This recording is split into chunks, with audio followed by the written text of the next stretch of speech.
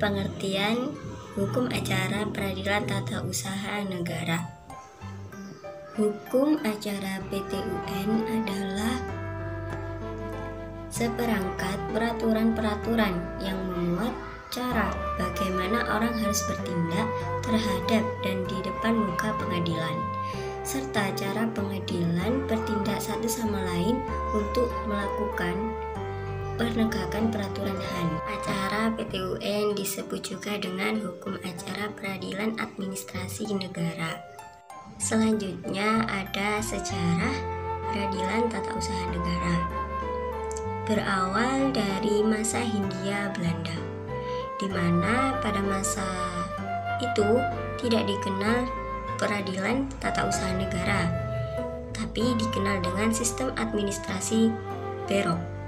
Terdapat pada pasal 134 ayat 1 I.S. Dalam undang-undang tersebut berisi yaitu yang pertama, perselisihan perdata diputus oleh hakim biasa menurut undang-undang. Yang kedua, pemeriksaan serta penyelesaian perkara administrasi menjadi wewenang lembaga administrasi itu sendiri. Kemudian, pada masa UUD 1950 setelah Indonesia merdeka, dikenal dengan 3 cara penyelesaian sengketa administrasi, yaitu yang pertama diserahkan kepada pengadilan perdata, yang kedua diserahkan kepada badan yang dibentuk secara istimewa, yang ketiga dengan menentukan satu atau beberapa sengketa tun yang penyelesaiannya diserahkan kepada pengadilan perdata atau badan khusus. Perubahan mulai terjadi setelah Indonesia merdeka, yaitu dengan dikeluarkannya Undang-Undang Nomor 14 Tahun 1970 tentang ketentuan-ketentuan pokok kekuasaan kehakiman. Setelah itu, kewenangan hakim dalam menyelesaikan sengketa administrasi negara semakin dipertegas melalui Undang-Undang Nomor 5 Tahun 1986 tentang Peradilan Tata Usaha Negara, di mana disebutkan bahwa kewenangan PT-UN yaitu memeriksa, memutus, dan menyelesaikan suatu perkara atau sengketa administrasi berada pada hakim atau peradilan tata usaha negara setelah ditempuh upaya administratif. Objek PT-UN. Di sini objek gugatan berdasarkan ketentuan pasal 53 yang berisi objek sengketa PT-UN adalah hal yang berkaitan dengan penetapan tertulis yang dikeluarkan oleh badan atau pejabat tata usaha negara yang berisi tindakan hukum tata usaha negara yang bersifat konkret, individual, final, dan menimbulkan akibat hukum bagi seseorang atau badan hukum perdata. Yang dipersamakan dengan keputusan tata usaha negara yang dimaksud tersebut sebagaimana yang disebutkan dalam ketentuan pasal 3 Undang-Undang Nomor 5 Tahun 1986. Akan melanjutkan penjelasan. Selanjutnya, prosedur beracara Pengadilan Tinggi Pengadilan Tata Usaha Negara. Yang pertama, sengketa yang diajukan melalui PT-UN terhadap putusannya dapat dilakukan upaya banding melalui PT-TUN atau Pengadilan Tinggi Tata Usaha Negara atau dalam pasal 51 ayat 1 Undang-Undang Nomor 9 Tahun 2004. Yang kedua, sengketa yang diajukan melalui upaya administratif penyelesaiannya itu melalui lembaga peradilan dapat langsung diajukan ke Pengadilan Tinggi Tata Usaha Negara atau dalam pasal 51 ayat 3 nomor 5A pasal 51 ayat 3 Undang-Undang Nomor 9 Tahun 2004. Kemudian, setiap keputusan TUN atau KTUN dapat digugat oleh individu atau badan hukum perdata.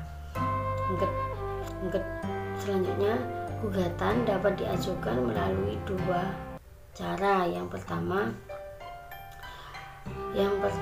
melalui upaya administratif dalam pasal 48 Undang-Undang Nomor 9 Tahun 2004. Yang kedua, upaya hukum ini dapat dilakukan kasasi melalui Mahkamah Agung atau dalam pasal 5 ayat 2 Undang-Undang Nomor 9 Tahun 2004.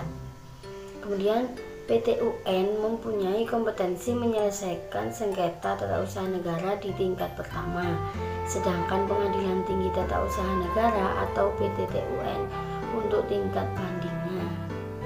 Selanjutnya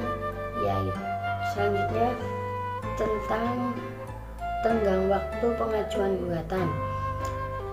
Tenggang waktu pengajuan gugatan itu, gugatan dapat diajukan hanya dalam tenggang waktu 90 hari terhitung sejak saat diterimanya atau diumumkannya keputusan badan atau pejabat tata usaha negara yang digugat, atau dalam pasal 55 Undang-Undang Nomor 5 Tahun 1986 Jo Undang-Undang Nomor 9 Tahun 2004.